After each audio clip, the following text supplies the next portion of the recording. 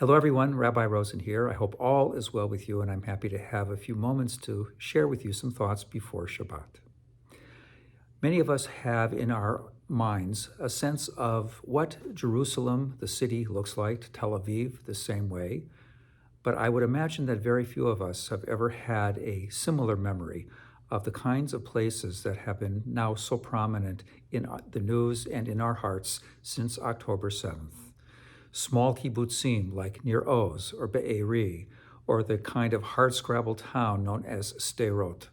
But these are the places that now are very likely and ought to be a permanent part of our memories because, of course, what has happened there on October 7th and continuing forward to this very day.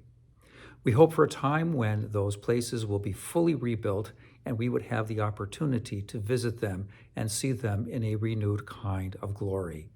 That's what's special about places. You can visit them after the initial encounter that you might have with a particular location.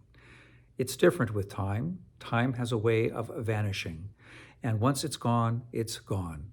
But we do have the privilege in many instances of going back to a place that we once had the opportunity to visit.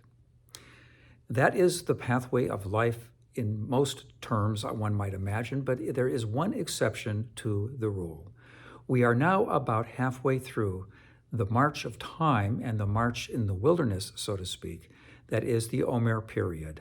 It is a pathway that links the holiday of Pesach with Shavuot, and it is a time in which we ponder what it is like to be not only nomads in the wilderness, but the joy of arriving at a very special location.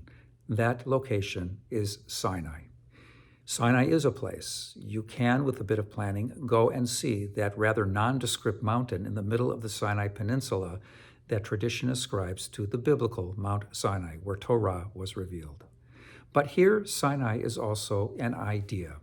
It is that which captures the Jewish heart, that which represents the total Jewish journey and the totality of our Jewish values throughout the ages.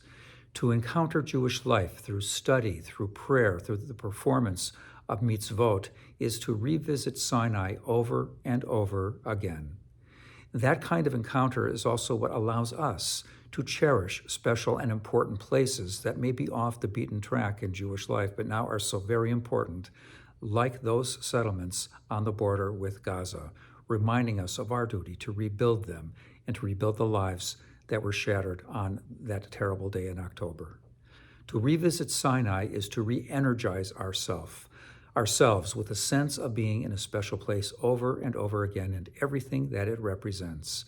Time and a place converge, allowing us to know that when we lead Jewish lives, when we follow a Jewish path, we are in so many ways making a special place all the more special and making our lives deeper, kinder, better, and holier because of what that place represents.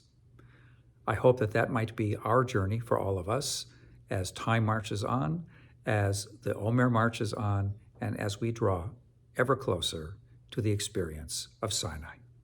All the best to each and every one of you, and Shabbat Shalom.